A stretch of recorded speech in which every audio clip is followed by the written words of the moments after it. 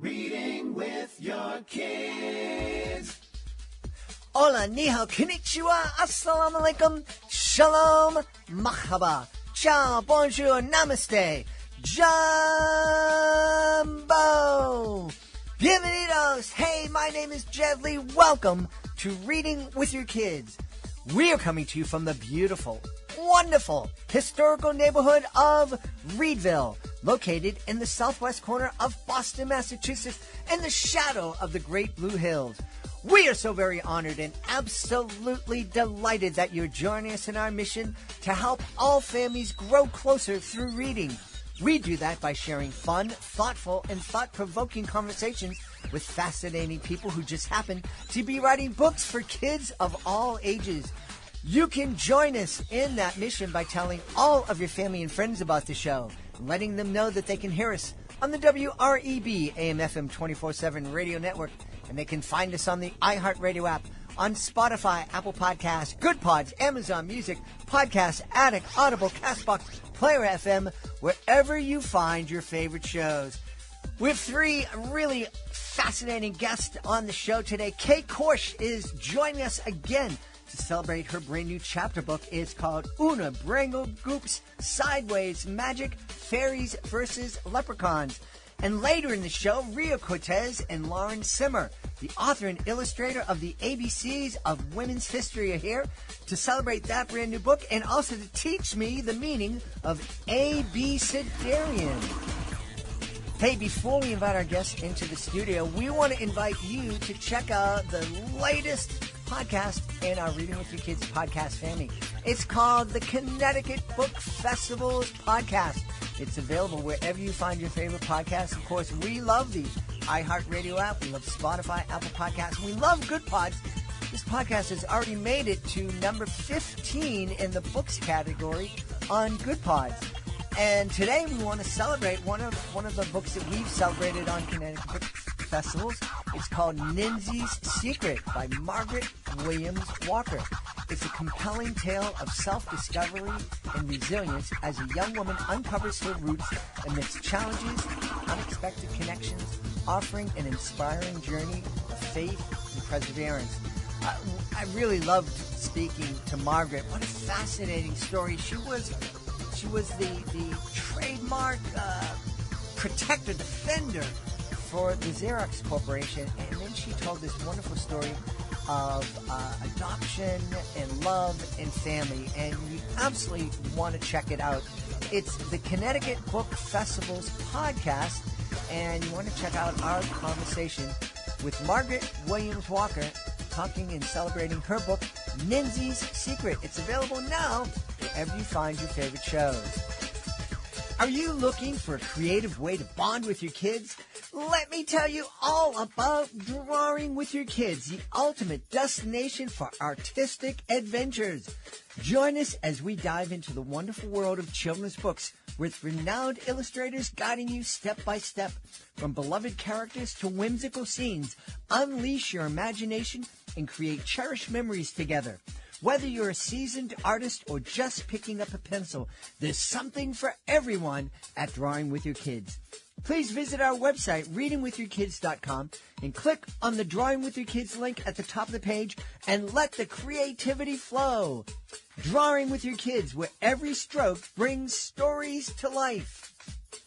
Join us right now from beautiful California. Our guest is returning to Reading with Your Kids to celebrate her brand new book. It's called Oona BrambleGoops, Sideways Magic, Fairies versus Leprechauns. Please welcome back to the show, Kate Korsh. Kate, how are you? I'm great. Thanks for having me back. Delighted to have you back. Kate is wearing this beautiful Irish sweater with shamrocks on it and has a big smile and is definitely ready to talk about fairies and leprechauns. I don't know if you can see, I also have a strand of pearls, and the thread in between each pearl is the colors of the rainbow. I can't see the colors. I saw the pearls. I can't see. Well, I know I'm wearing it. Okay. Well, that's, I was telling Kate beforehand, we just got back from a trip. My beautiful wife and I were over in Ireland and Scotland. And in Ireland, we heard all sorts of stories about the fairies. Didn't hear much about leprechauns, but we heard all about the fairies. There's a new leprechaun museum in Dublin, and it wasn't open yet the last time I was in Ireland, but I'm going back this summer, and I can't wait to go to the leprechaun museum. So awesome. We didn't see that. In fact, we spent a lot of time trying to find the Guinness brewery, and we didn't find that either. That is another big destination. Yes. So tell us about this new book. So this is the third in the series, and it's interesting when you're writing a chapter book, and it's really simple stories for children in elementary school years, but it still is possible to weave in sort of sophisticated themes. So with this book, I was thinking a lot about how Lucy, the Tooth Fairy, in the first two books, she helps Oona out a lot. She saves Oona from a lot of sticky situations. And Lucy is considered the most important fairy of all. But in this installment, it's Lucy who gets herself into some trouble, and Oona has to help her out. And I just started thinking about what happens when you find out that your mentor or the person that you look up to, you idolize, isn't perfect, and they make their own mistakes. And so that's what I dealt with in this book, and to good effect, I hope. And conversely, with the leprechauns, the fairies think they're sort of judging that book by its cover. They think that the leprechauns are grouchy and mischievous and troublemaking. And there's some surprises towards the end where you find out that maybe the leprechauns have big hearts after all. So digging a little deeper with the characters, it was really fun. I love that. I love that. And boy, what an important lesson for kids to kind of wrap their heads around, that our mentors, our parents, our heroes are human beings. Yes. I think the generations of parents now are a little bit better at showing all the sides of themselves. But when I was a child, I was deep into my teens before I realized that my parents were human beings. So yes, I think it's helpful for the relationship to know that your parents make mistakes, especially when you're, they're modeling for you how to behave. That's how you learn how to deal with mistakes and taking missteps, and hopefully also learn that your failures can be your greatest, learning tools. So. Exactly. Yeah. I always tell young parents, if they ask for advice, I always tell them, get off that pedestal that your kids put you on as soon as you can. Let them know that you're human. Let them know that you make mistakes, that you've made mistakes, because it's you don't want to fall off that thing when your kids are 15 or 16. No, because then they will not help you up. They will have no sympathy for you. Yes, exactly. Where did the character of Oona come from?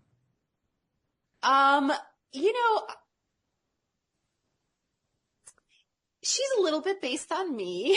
I always want to do my very best.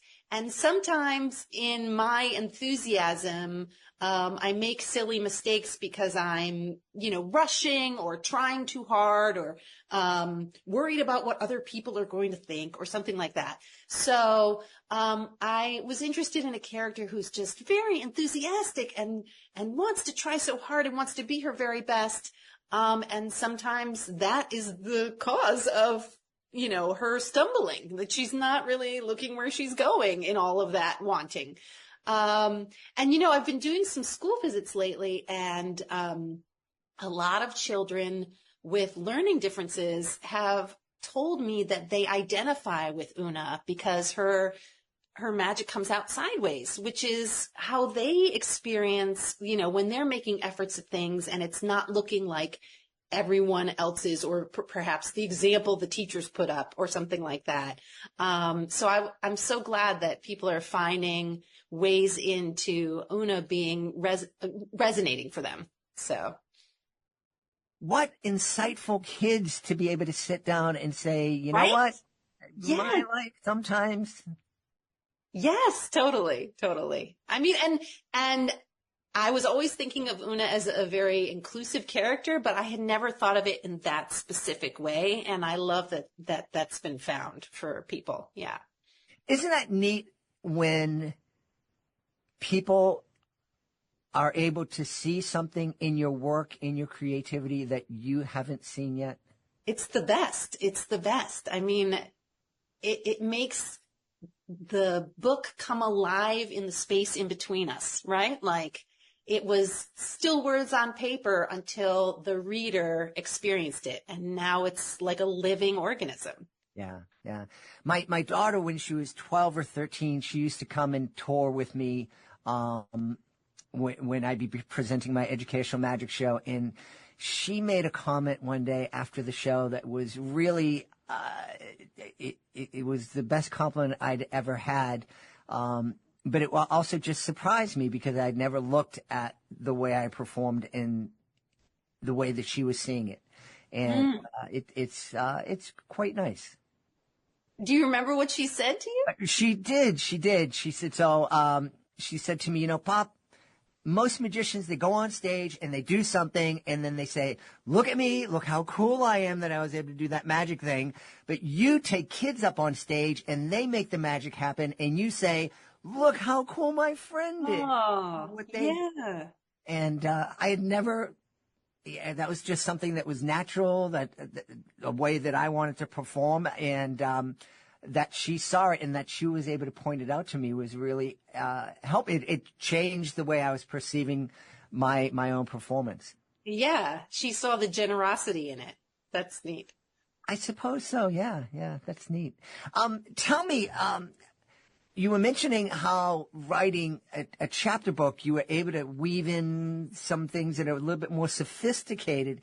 I was really surprised in learning and fairly recently that picture books are supposed to hold more complicated vocabulary and situations, and they're more sophisticated than chapter books because the parent is meant to read the picture book with the kids and be there to explain it to them. That kind of blew my mind, and I was disappointed that I was almost 100 years old before I found that out.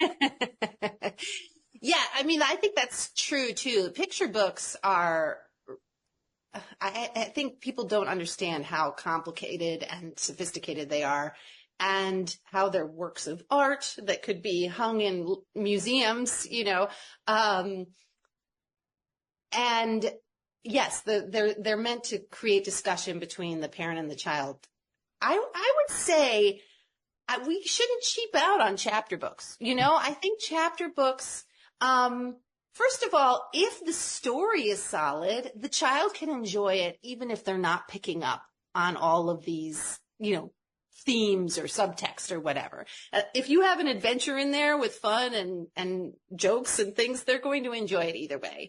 But also, I think our kids, you can't shortchange kids in terms of your expectations. I think they do notice things and they do. I mean, I've had a lot of conversations with my children where they notice things that I'm glad they pointed out to me that I wouldn't have noticed. Mm-hmm. So, and even if it's just like by osmosis, like maybe they couldn't put words to it, but they take in something, they have a different sense of how relationships work, and they wouldn't come to their parent and say, you know, after reading that book, I have a different understanding of how relationships work. But it's still, you know, it's still fine. It's worming its way in there. Yeah. So, I mean, I think when a chapter book is very just straight up simplistic, I think children can sense that too. And they want to be respected as readers. So I try to make it something I would enjoy reading, you know, so that they experience that as well. I agree with you. There's lots, there are lots of books, there's lots of media, there's lots of music out there that's created for kids that just seems really, I don't think I'd share this with a kid after they turn 3. Mm-hmm. And you're marketing this to 7 and 8 and 9-year-olds. And there are kids 7, 8, 9 who enjoy that stuff. But for me, I know for my kids, they wanted to watch what we were watching from a very young age. Yes, exactly. And speaking of things that you watch, my son will say things to me about Star Wars that I would never have understood in a million years. You know, how each part of the universe weaves into the other part, and how this character's battle with good and evil is playing off of this character's battle with good and evil. So yes, they do. They, especially when it comes to feelings, I think they're so much more open to letting that wash over them and exploring it. So, Yeah. Boy, I made the mistake one day of asking my middle school, when my son was in middle school, asking him to tell me a little bit about Doctor Who. Oh. And 3 or 4 days later, he finally finished it. And it was like, enough. I get it. Yes. Well, the other thing about a chapter book is that they're written for kids to be able to read independently, but just because your kid can read independently doesn't mean you can't experience a chapter book together. Now they read it to you. Yes. I mean, a lot of parents have come up to me and said that they're enjoying this series with their kindergartner. And the kindergartner is not reading it at all, but every night at bedtime, they read a chapter together. And the next day, the child is asking for the next chapter. And I think that's a nice intro into experiencing a longer book, that it's not all pat and done at the end of each reading time at bedtime. And my son's in 9th grade. I still read with him. And now I let him do most of the reading, and I just kick back and enjoy. But yeah. Tell me, what was it when you decided to write for this age group? What was it that made you go in this direction? Well, I mean, the most obvious reason is at the time when I started, my children were the same age group. They were in the 7 to 9 sweet spot. But also, I was an elementary school teacher for 10 years, and this was my favorite age to teach. Starting at 2nd grade, like that 2nd to 4th grade period when the kids are super curious and they're independent learners and they can write their own little stories, but they're not into full puberty. They don't need deodorant yet. And they're still interested in pleasing teacher. That was a great period of teaching for me. So yeah, I wanted to write. I used to, after the lunch period every day, when the kids would come back into the classroom, the first thing we would do, because they'd all be sweaty, they'd been running around the yard, the first thing we'd do is do a read aloud, and they would just sit, for the 2nd graders, they would still sit on the rug. For the 4th graders, so they would sit at their desk, and I would just read a couple chapters of a book. And so I wanted this to be something that could be for that time after lunch when everybody needs to just calm down and listen. Yeah. Well, you mentioned reading to your 4th graders. I remember my 4th grade teacher, Mrs. Shute, would read to us. And it was something that we all really looked forward to.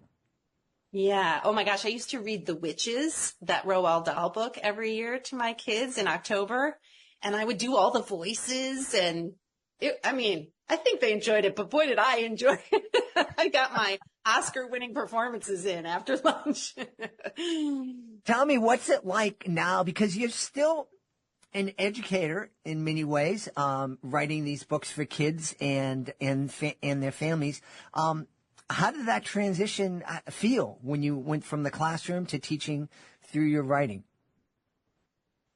I mean, having a published book was just a dream that I almost couldn't say out loud for many years. It was so precious and close to my heart and seemed impossible. Mm-hmm. So, I mean, it's been a dream to have these out there in the world. And, every time I get to actually meet the readers, and hear their thoughts on it, that's even better. That's a wonderful melding of my time teaching and being a children's book author because, I'll do things where I'll turn the fun fairy facts from the book, or this book actually has some fun leprechaun facts. I will turn those into like Mad Libs and make little Velcroed word cards, and I'll have the group like make different parts of speech, come up with 3 adjectives, come up with 3 verbs, come up with 3 nouns, and then we'll make new fun fairy facts from the words that they've come up with. So it's sort of a combination of like what I learned as a teacher and what I've produced as an author, and it's pretty fun. Wonderful. You obviously are loving writing for this age. Are any desires to write for like middle grade novels, YA, anything like that? Well, it's funny you should mention that. I actually have a YA coming out next fall with Scholastic. It's called Never Seen the Stars, and it is about the main character is a 16-year-old who gets a diagnosis of retinitis pigmentosa, which is a degenerative eye disease that both myself, I have it, my dad has it and is completely blind, and my daughter likely has it, although we haven't gotten the official diagnosis yet. So it was a story I sort of always wanted to tell. And then as a YA, I added the wrinkle that went where the character can't see certain things. She starts seeing the ghost of her friend who's passed away recently. And so there's a speculative factor there where she's seeing a ghost and having a relationship with a ghost. So yeah, that's the YA that's coming out. And I'm writing another YA, in my daily writing practice now. So I'm in the YA zone currently. Well, you have an open invitation to come back and celebrate that book when it is out there. It sounds wonderful. And any difficulty taking the chapter book hat off and putting the YA hat on? It's not hard to go from chapter book to YA. It's a little hard to go from YA back to chapter book. Like it takes a couple days. I just have to just do like spurts of like journaling, almost like drafts of 1,000 words, just as one of these characters to kind of get my mind back into a more chapter book way of being. But yeah, because the YA book has a couple swear words in it and things like that. It's a very different space. So yeah, but going from chapter book to YA was easier because this first YA that I wrote was very personal and had some autobiographical elements to it. So no worries about the editor coming back to you saying, Kate, did you forget what age group you're writing for? I hope not. I haven't heard any yet. Never say never. We'll see what happens. One of the things, and I'll just leave this to you to think about, but I would be very interested to know how difficult it was for you to write that personal and share that, it's not an autobiographical YA book, but it certainly is personal in many ways. And I'll just ask you now, was it difficult sharing that part of you with the readers? There were a lot of tears shed during the writing, but I mean, I don't know that is difficult for me. I'm sort of a crier anyway. So, it was okay with me that I was crying. And, there was one interesting moment in the revision process where, my, editor wanted me to have more of a realization on the part of the father in the book. And I was sort of stuck on, but my dad wouldn't necessarily have that realization. And then I thought, oh, wait a minute. This is a fictional character. This character can have whatever realization I want them to. And honestly, it was so surprising. I didn't anticipate this. When the father character had that realization, it was healing for me as the real daughter. It was pretty cathartic and kind of wild. Wow. So. Well, I'm we're going to lock it in. You're going to come back. You're going to celebrate that book, and we're going to have a great time. In the meantime, please tell everybody where they can go to find out more about Oona BrambleGoops, Sideways Magic, Fairies versus Leprechauns. Okay, well, the easiest place is my website, which is katekorsh.com. And right on my website, there are buttons, and you can just click the button on the cover, and it'll take you to all the places that sell the book. Also, it's from Penguin Random House. So if you go on their website, you can find it there too. And really, anywhere you buy books, your local bookstore will, if they don't have it on the floor, they'll order it for you. All the places online that sell books will have it. So it's Fairies versus Leprechauns. It'll pop right up.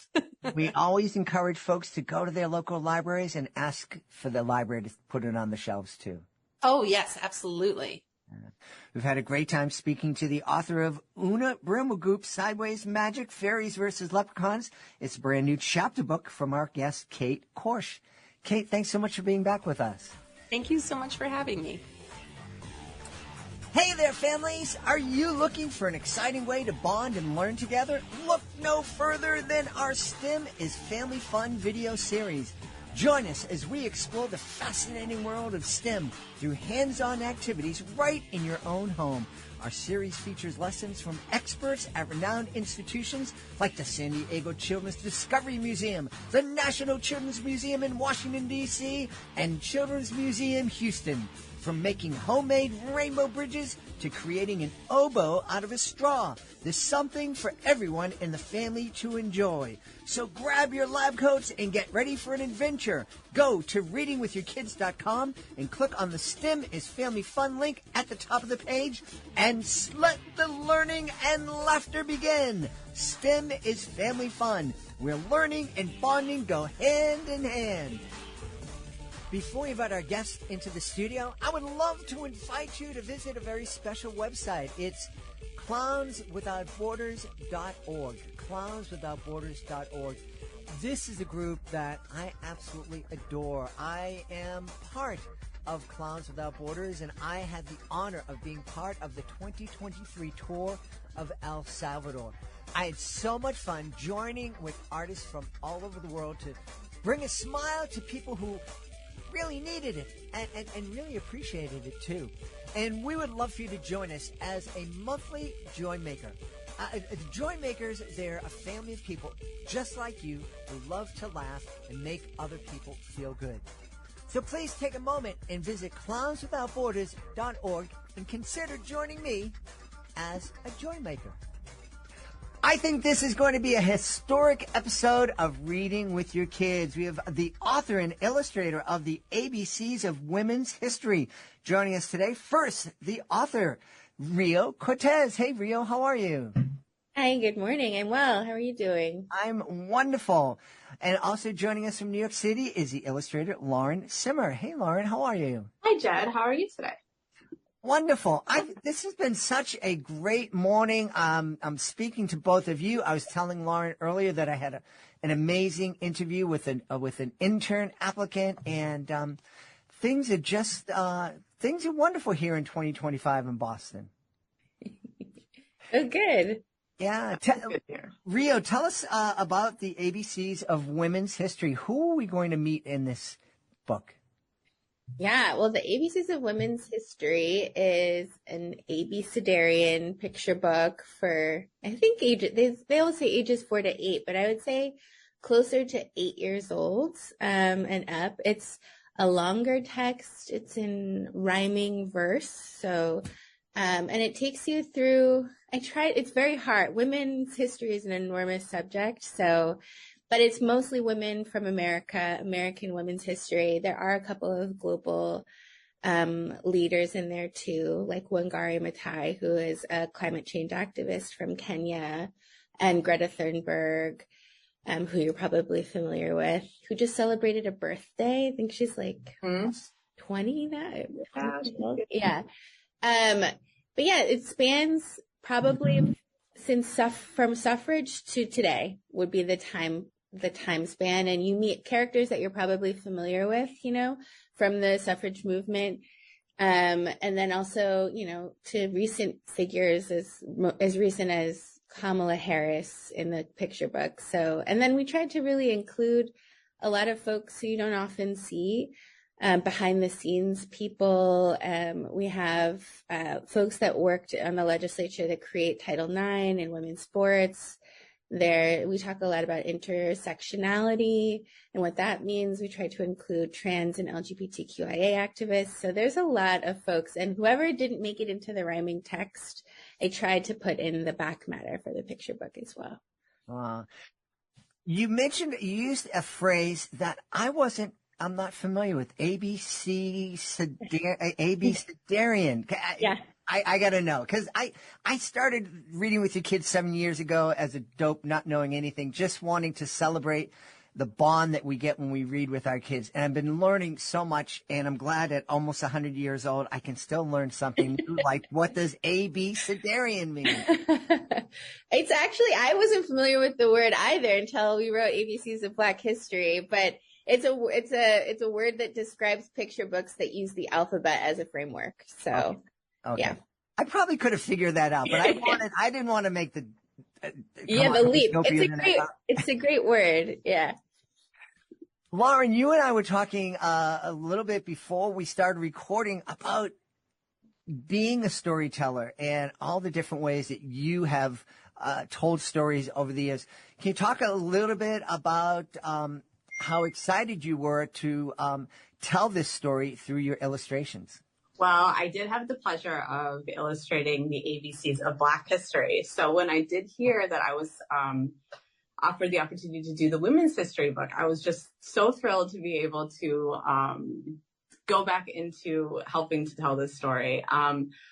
It's really fun. I get to receive the manuscript. We have some people we want to include, and then I get to kind of try to make connections between the different spreads to help tell the story. What I love about telling the story this way is it's not necessarily a timeline the same way that you see a lot of history books, but it more deals with how history kind of works. It doesn't just stop and start. We have a lot of themes we explore. We have people we explore. We have people who are still making history today. So it was really fun to be able to kind of go in and take Rio's beautiful manuscript and start to add the storytelling in the art with it, because it just does such a beautiful job in the words. Yeah, I love Rio.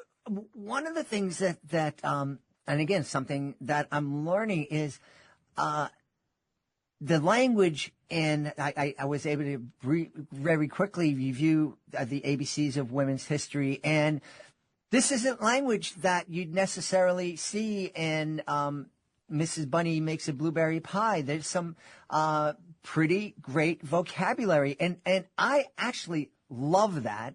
I think we forget that picture books are written and created to be read by an adult to their kids. So I think it's okay to use some words that they might not be familiar with. Is that how you look at things too? Yeah, and I think every picture book is different and might meet its different audience at different ages. I think that's kind of why I think of this as like a first, second, third, and up kind of grade age range book. Although I think picture books are really universal and for all ages. But there are big concepts, and history itself is a really complicated subject. And I think it's important to tell the truth about history to children. And so I try to do that in the text as much as I possibly can. There's a lot of struggle. There's a lot of fight. And so we don't shy away from that in the book. And there are some vocab words for sure that I think a grown-up might have to help children with, or an educator or a librarian or somebody who's there with them. But I think it's fun to learn new words, and I hope that it's not out of reach for young kids. It's just kind of in that sweet spot where there's opportunity to learn more and further read it. It's sort of, the idea behind, I think, both ABCs of Black history and ABCs of women's history is that it's really will spark the inspiration for kids to look more deeply into history. It's like a jumping off point, kind of. Lauren, when you received the manuscript, was there a single person that you saw in the manuscript that you said, yes, yes, I really want to illustrate this person's story? Oh, there was so many. I was really excited about Bookish. B is for Bookish. There's some really great writers like Maya Angelou. I was just super excited to be able to illustrate, her in her process of writing. And there's, that was really fun. I was excited also about R is for Riot Girls. I was excited to be able to include Kathleen Hanna in a book who, as a young girl, I really admired her voice. I was excited. I mean, there's so many people. I was excited to be able to draw, G is for Groundbreaking was another one I was really excited about. It was fun to be able to include like Katherine Johnson in this book. I mean, the list goes on and on. There's so many amazing women in this book, and I just loved every single one that I ended up being able to include. Was a joy to learn about and to draw. Yeah. Yeah. And did you have to do a lot of research for these women that you were portraying? Yeah, I do spend some time researching. I don't like to go overboard, but I want to know more about their story. I want to, it's not just a drawing. I want to be able to, illustrate their essence. I'm not I'm not a very realistic drawer. I'm more, I like to have, I want to be able to encompass how they're feeling and their essence and their art. So I do a lot of research. I do read about the characters that in the people that I include in the book, for sure. That's wonderful. Rio, one of the things that you said earlier on is that in addition to the people that most of us know, you included a lot of the behind the scenes folks who played such an important part in women's history. And I personally love that because I've met so many kids that have this attitude that if they're not the star, if they're not the champion, then it's like, then I'm a failure. And that's so not true. There are so many people who can contribute that we never see. Yeah, no, I think that's a good point. There's folks in here that I've always also kind of wanted to see in fiction books, like Yuri Kochiyama, who is like a pivotal Japanese American woman who was in the Black Arts movement, and in the Black Panther movement and things like that. So I also, some of it is wish fulfillment, but another thing that I think we do, Lauren does in her illustration, and then I try to do in the text too, is just include just everyday children as part of the story, because we kind of want to make like this seamless connection between the women in history and what each one of us is capable of. And so I like that you said that, like, in that you don't always have to be the star of the show, but that everyone is capable of making history or making change in their own way. Yeah. Rio, I'm curious, how did you make the selections as to who to include and who had to be left out? Yeah, well, that was really hard. I had a massive Excel grid to start with just people who were undeniably part of how I viewed women's history. So I started there, just like, think people who felt really pivotal just in my own imagination. And then what I did was I created different themes for each letter. So Lauren mentioned bookish, which is the letter B.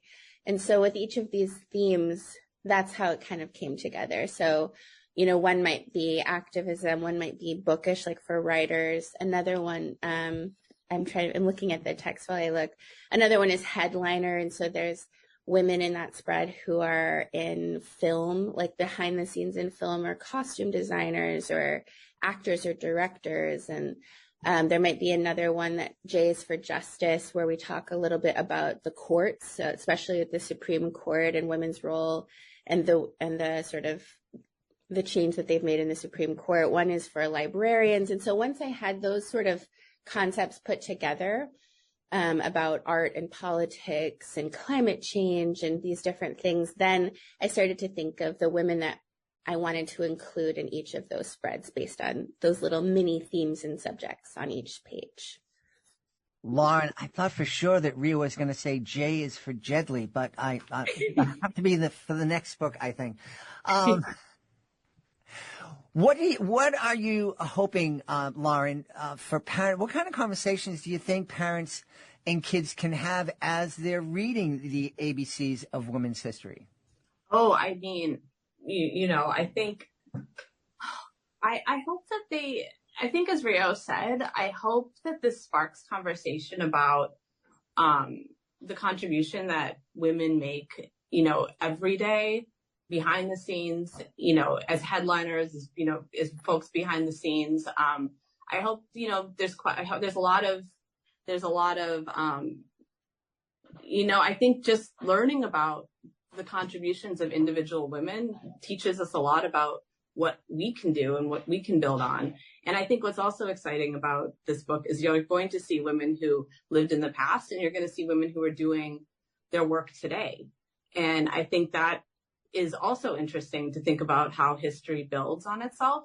And I hope that there's some opportunity for making connections between those things. So I think with the themes of the spreads, I really tried to take those themes, seriously and make sure that the art was reflecting that. I hope that families and, teachers and librarians and kids and grown-ups can all think about the ways that history builds, and also a way they can also be a part of history, because we're all, we all play a role in how the world works. Yeah. Rio, I'm thinking back to my amazing daughter who just turned 29 today. Oh, happy birthday. Yes, I will share that with her. When she was younger, she would see things that I wouldn't see. And once she said them, it's like, oh, how did I not see that? And I have a feeling that if I was sitting and reading the ABCs of women's history with her, she might turn to me and say, why do we need a book about women's history? What would you say to that curious young girl? Well, I think we need a book about women's history, because we're literally, history is being made, like Lauren said, all around us. I mean, especially, this has been a pretty groundbreaking year for women's history and civil rights. And so I think it's important to know where you've been, to know where you want to go, and how the course of history has changed the circumstances that you're in right now. And I also think women are moving women forward. You'll find in the book a lot of women who are pivotal in things like, equal pay, paid leave, paid family leave, women's right to vote. These are things that we're exercising now and fighting for now that I think are just as relevant as they might have been in Seneca Falls in, 1888, in the 1880s. So I think that's why women's history is important. But it's also nice to know that the history that's being made around you that makes the meaning and context of your life today has been shaped by people like you, that you've been the hero in your own story in a way, that wasn't shaped by other people pushing sort of the needle forward, but it's shaped by people like you. So I think that's a message for kids that's valuable and important to hear. I would hope, yeah. Lauren, my daughter was this curious person who saw things that I didn't see. My son is somebody with a huge heart. And I think if I was reading this to him when he was 5 or 6 years old, he might turn to me at one point and say, what do you mean women couldn't vote? What would you say to that little guy? I would say, yes, women couldn't vote. Unfortunately, it took a really long time for all women to be able to vote. And, it took a lot of people. It took a lot of people's whole lives to get to where we are today. And that's why it's important that we know how we feel about things and have a strong sense of conviction about what's important to us, and that we fight for it. And I think, as Rio said, it was really important for me to have children in the book, children as observers, children as participants, children as activists on the different spreads, to show kids the ways they can contribute every day. For example, Dias for Dreaming is about artists. And, a simple way that we can support artists and support free speech and support, women artists is to go to gallery shows and go see art. And in the spread, it's hopefully a fun spread with lots of artists, women artists, and, families and kids checking out the art. And, I think through each page, there's little cues for how kids can, stand up for what they believe in. So I would say to your son that, yes, that's true, but there's things you can do to, if it's important to you, to, make it so that, those things don't happen again. Yeah. I'm looking at that spread, in the art museum, and it's just beautiful. You have a beautiful, style. I'm not a visual artist in any way, but I love your style, and I think it's really, kid friendly. I hope that's no, that's nice to be. Yeah, that's nice. Thank you so much. I hope it's accessible. I hope it, that's the point. I hope it's accessible. I hope it's inclusive. I hope children, look at the art and feel like they understand some of the concepts too. It helps, it helps, tell the story further. But I also hope that they just look at it and enjoy the art and find interesting things. And I try to hide little stuff in it. So I hope it's fun for kids overall. One of the things, Rio, that I think, I love to talk about, and make a joke. Parents are always complaining, I got to read that book again. And it's true. I mean, there's a reason for it, and it's a benefit when we read books over and over and over with our kids. It helps them in so many ways. I'm thinking that this would be a great book, to read through first, read the whole thing. And then when you read it again, take a time to sit and okay, we're going to read about dreamers and, really take a deep dive into that letter of the alphabet, and maybe even, use your book in conjunction with the laptop so we can learn more about these people. Yeah, I love that. We've heard that from a lot of educators and folks, and even parents, I think, with the ABCs of Black history, that they would take their time and go letter through letter. And even my parents' adult neighbors across the street, I think, took that book as a they don't have children, but just as a primer for getting acquainted with Black history figures. I think you could do the same thing here. Or if you wanted to celebrate Women's History Month that way, you could take a spread a day and go more deeply into the folks who are mentioned in that letter. I think that would be a really cool way to celebrate women's history in your home or wherever. Yeah. Was there one person, I asked Lauren this question, was there one person that you featured in the book that you were most excited about sharing?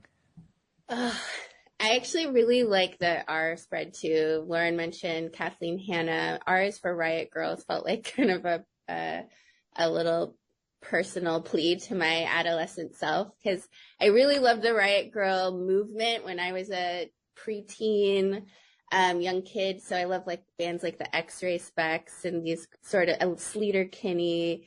And so these women rock bands that were really valuable to me. And I've never seen them in a history book because, they're all alive. This is fairly recent, but it was really fun for me to do a page where there's Lauren drew someone in the crowd with an X-Ray Specs t-shirt. Just that I think warmed my heart a lot. So that was my favorite.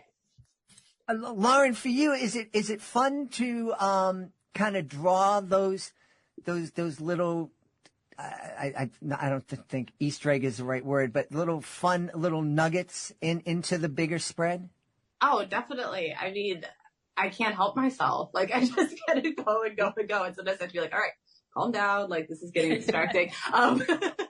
Too much, but yeah, no, 100%. And I hope that it's also just, I'm a parent. I have 2 kids. I read a lot of books. We read so many books in this house, and it's also just a way for, I'm hoping that, parents can read and be like, oh, I know this, or I can tell you a little bit more about this, or, oh yeah, I saw this show, not even just for ours, for Riot, but for many of the spreads. Oh, I know about this. It just, not everything can be in the text. So, I definitely tried to, take what was in the text and elaborate on it and build on that. So yeah, it's for sure fun.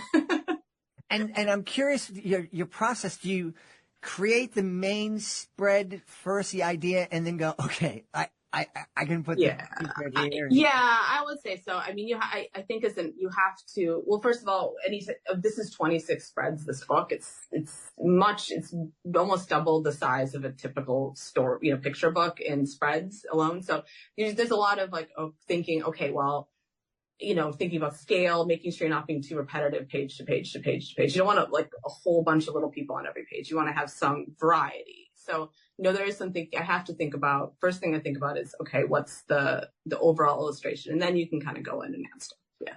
Awesome. I have to ask Rio, after the ABCs of Black history and after the ABCs of women's history, what's next? Are we going to have another A.B. Siderian book coming from you? I don't know. I do know that these books take so much time and research on both of our ends. Especially the back matter. I just feel like I keep mentioning it. It's like this extra part of the book that I think is a really valuable resource, but that takes a tremendous amount of effort and honing in. And so I'm not sure, but for now I feel really grateful that I've been able to think so deeply about these two huge, enormous subjects in a kid-friendly way. And with Lauren, it's been really fun working with her on both books and topics. So that's fantastic. Well, tell us where we can go to find out more about the ABCs of women's history and more about both of you. Rio, why don't we start with you? Yeah, well, the ABCs of women's history comes out next Tuesday, which is crazy. And you can buy it in bookstores wherever books are sold. So I love to support indie bookstores if you can, and wherever your neighborhood is. And you can find more about it on either of our websites or on HachetteBooks.com, HBGUSA.com. And I'm at RioCortez.com if you're interested in following along with more of my work for young adults, children, or whatever I'm up to. So. And Lauren, where can we find out more about you and your art? Sure. You can visit my website, which is laurensemmer.com. That's or you can check me out on Instagram. That's probably where you'll see more what I'm doing day to day, maybe week to week, depending on how much I'm posting. Which is it's just @by Lauren Semmer on Instagram. We've had a great time speaking to the author and illustrator of the ABCs of Women's History. Our guests have been Rio Cortez and Lauren Semmer. My friends, thanks so much for being with us. Thank you so much. All right, Jed. So fun. We hope you've enjoyed this episode of Reading with Your Kids. We hope you've enjoyed it so much that you're going to join us for the next exciting episode of the show. We hope you've enjoyed it so much that you're going to subscribe to the show on the iHeartRadio app, on Spotify, Apple Podcasts, Amazon Music, Good Pods, wherever you find your favorite shows. And we really hope that you've enjoyed this episode so much that you're inspired to write a 5-star review wherever you find Reading with Your Kids. We'd also love it if you could connect with us on social media, Facebook.com/readingwithyourkids, @readingwithyourkids on Instagram, and @JedlyMagic on X. You know, you heard me talking about our Drawing with Your Kids and STEM is Family Fun videos here on this episode. You can find all of those videos on our YouTube channel, youtube.com/readingwithyourkids. And of course, we'd love for you to visit our website, readingwithyourkids.com. You can visit our Certified Great Read Wall of Fame. Send us a message using the contact button up at the top of the page. Let us know who you'd like to hear on a future episode of the show. And if you are an author, you absolutely want to visit readingwithyourkids.com and click in the Authors Click Here button up at the top of the page and tell you how you can be a guest here in the show. Being a guest is fun, it's easy, it doesn't cost a thing, and it gives you the chance to tell thousands of people about your fantastic children's book. You can also learn about our very affordable and effective promotional services. I want to thank the folks who made today's show so wonderful. Of course, we'll start by thanking our guest, Kate Korsh. Please be sure to check out Oona BrambleGoops, Sideways Magic, Fairies versus Leprechauns. Also want to thank Rio Cortez and Lauren Semmer. Please be sure to check out the ABCs of Women's History. I want to thank my amazing team, Fatima Khan, Chris Doherty, Rory Grady. I want to thank my beautiful wife for all the support she gives me. Most of all, we all want to thank you. Thank you so much for taking the time to join us today, and as always, Thank you so very much for taking the time to make the world a better place. And you do that every time you read with your kids. I'll be looking for you in the next episode of Reading with Your Kids.